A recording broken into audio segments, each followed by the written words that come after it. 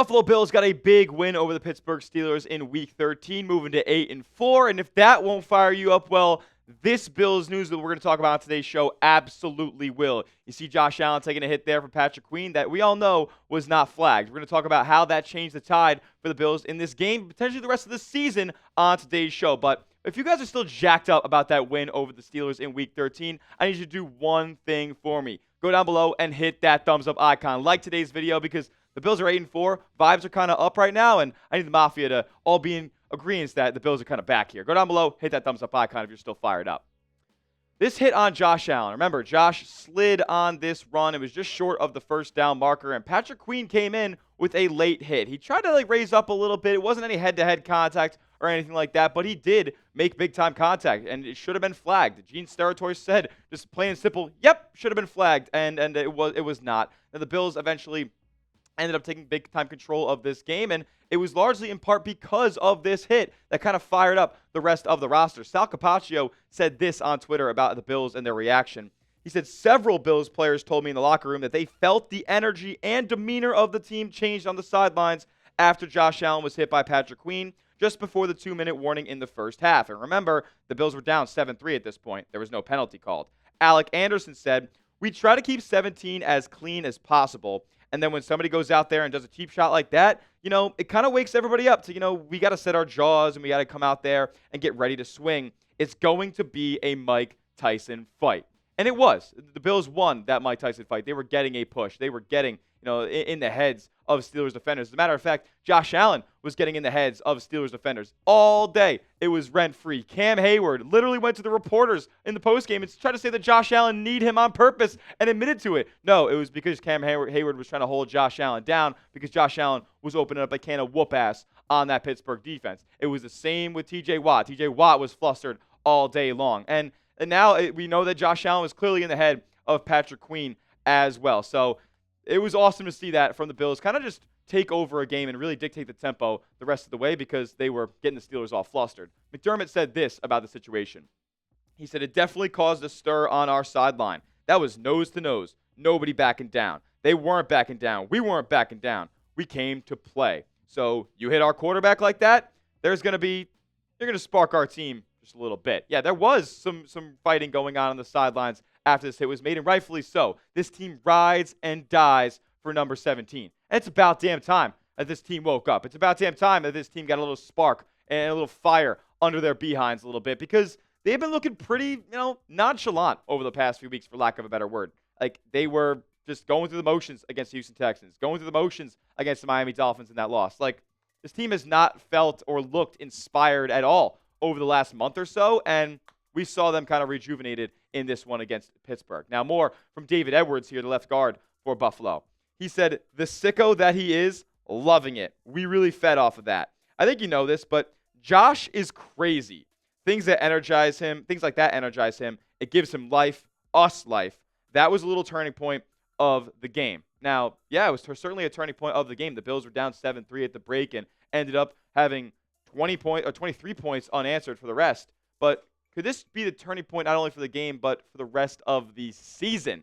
That's what we're looking at right now. The Bills sitting at 8-4, and before this game, people were talking about potentially missing the playoffs, and if the Steelers had won, they would have been out of the playoff picture at this point. That's not the case anymore. The Bills seem to be moving in the right direction here. And was Pittsburgh the most formidable opponent, especially with their offensive unit? No. But the Bills got a win on the road in dominant fashion in some harsh weather conditions, and Josh and James Cook looked pretty good after their 2 turnovers. It started, though, it all didn't start with Josh Allen. It all didn't start with James Cook making moves. No, this started with the O-line going out there and giving a shit. Not only after Josh Allen got hit, but from the first play of the game, where we were missing the 2 starting tackles for Buffalo, Spencer Brown and Deion Dawkins. And then he had 2 guys who haven't played all that much so far this season come into the game. And what did Josh Allen call their performance? Special stuff. Shout out to Ryan Vandermark and shout out to Alec Anderson, specifically Alec Anderson, who was lined up on T.J. Watt a whole heck of a lot, as well as Jackson Hawes. Shout out to Joe Brady for putting additional linemen on the line of scrimmage, an extra tight end out there to go block T.J. Watt and whatnot because they made his life hell all day long. And Alec Anderson specifically hasn't even played any tackle in his life for the past few years. It's been insane. He's only seen a couple offensive snaps so far this year. Ryan Vandermark hasn't gotten crazy snap counts in the 25 season so far. So for these guys to kind of be on the sidelines and collecting cobwebs for most of this season and then come in and have the performance that they did, that was awesome, and they felt inspired. TJ Watt said this about how they played against him.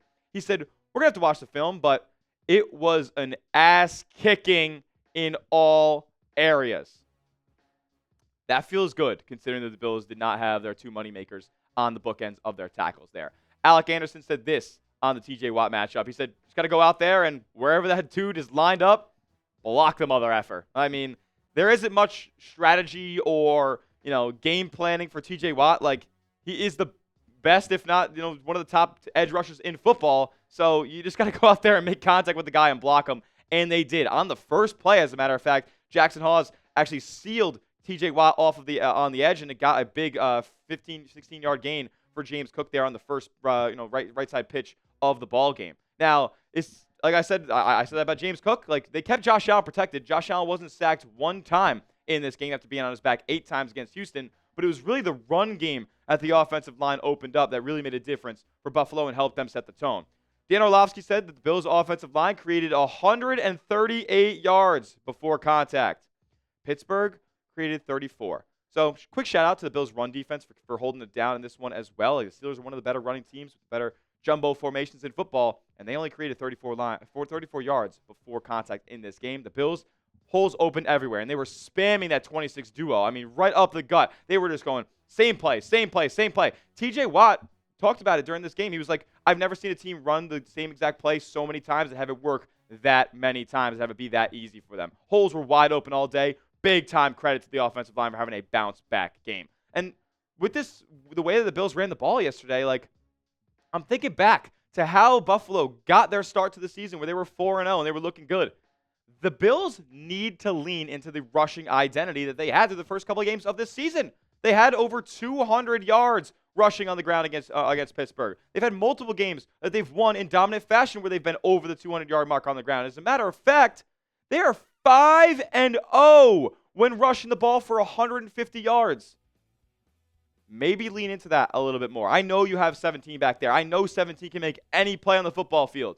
But James Cook is the one that's cooking for you right now. The offensive line in the run blocking game is what is making this engine go right now. And shout out to Ray Davis as well for having a big-time performance in Week 13 against Pittsburgh, over 60 yards on the ground. With that being said, what say you? Should the Bills be a run-first team? Should they lean on number 4 and company as the backbone of this offense? Let me know in the comment section what you guys think. Y for yes or N for no.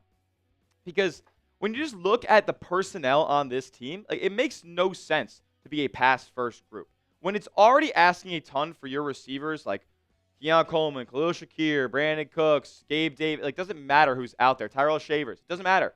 If it's already asking a ton of those guys to just gain any separation versus man or zone coverage, well, maybe opening things up with the run a little bit more will make life easier for you. Not only do you have a ton of success running the football so far this year, but when you have that success, it will only open things up more in the pass game. We saw the Bills be a little bit effective on play action yesterday, and that I hope they continue to do. So continue to have that identity of rushing the football, and just things will be so much easier for 17 when he actually does have to go back out there and drop back to pass. Now next, we'll get up to some Bills injury news from Week 13. Not a ton to discuss, thank God, but one of the injuries is pretty significant that we'll get to in just a moment. First, though, the holiday season is here, and you got to want to get a friend or a family member a number 17 jersey, because not everybody's got one in their wardrobe right now. You can get them at this link right here, chatsports.com/Josh Allen. You'll see free shipping. You'll see discounts. You'll see sizes and colors available. You want to get and strike while the iron is hot before the holiday season creeps up on you, and the mail's all in the walk, and you think things aren't getting to you in time.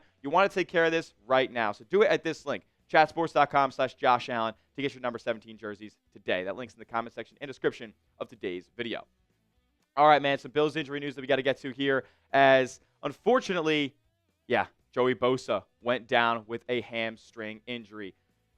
This isn't good, because he's a player who not only has made a huge impact for the Bills so far this year, had the strip sack that led to a scoop and score from Christian Benford in this game against Pittsburgh, but he's also a player who hasn't played a full season in a couple of years now, and that's probably going to be the case here now that he's suffered a hamstring injury and was ruled out. Initially was ruled questionable to return, but then eventually was not able to come back in this game against Pittsburgh. And Was that because the Bills kind of had things in hand once they were up 2 scores? Things kind of felt comfortable considering that the Pittsburgh Steelers were not really able to move the ball down the field? Maybe, but, I mean, we've seen hamstring injuries on this team.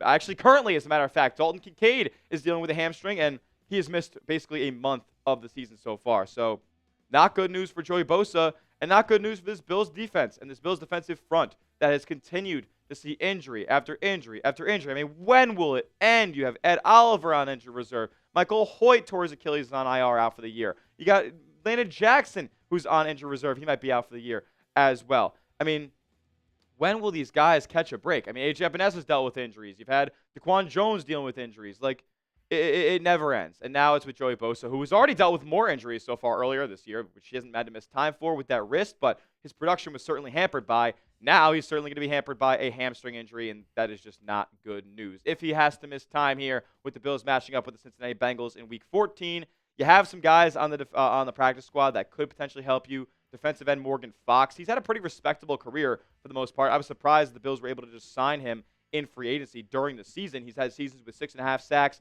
He has playoff experience as well. So I'm intrigued to see what he can bring to the squad, but it would really suck if Joey Bosa is not able here to get back out there on the field after 1 week. Now, we'll get some more injuries here, but are they really injuries, or is it just more of a hurt in the game, dealing with a little bit of pain, and they'll be ready to go for the rest of the season here? Connor McGovern, left elbow.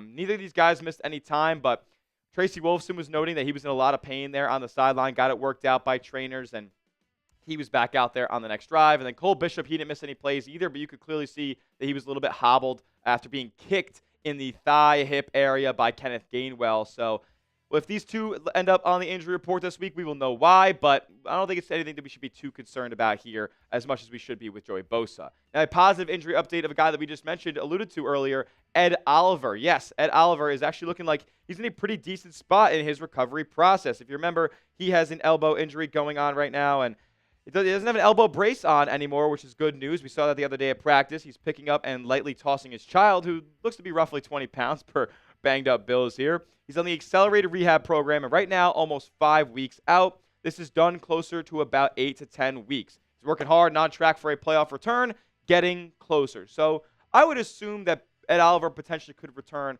around the first or second game of the Bills postseason, granted that they win that one. And getting him back would be tremendous. It would move mountains for this Bills defense, specifically that defensive line. I mean, the impact that he was making through the first couple weeks of this season was some of the best play that we've seen in Ed Oliver's entire career. So good to see that he's on the right track here with his rehab, and looks to see where we are about a month or two away from him returning. With that being said, if you want the Bills to get as healthy as they can be throughout the rest of this season, go down below, hit that thumbs up icon, like today's video, as health is wealth with this Buffalo Bills team. That will do it for today's show. Give me a follow over on Twitter at Tyler J. Smith. 2 H's because the name's common, but I am not. And make sure you are subscribed to the channel as well, youtube.com/Bills News, for the latest and greatest on your Buffalo Bills all season long. We'll see you guys in the next video. And as always, let's go, Buffalo.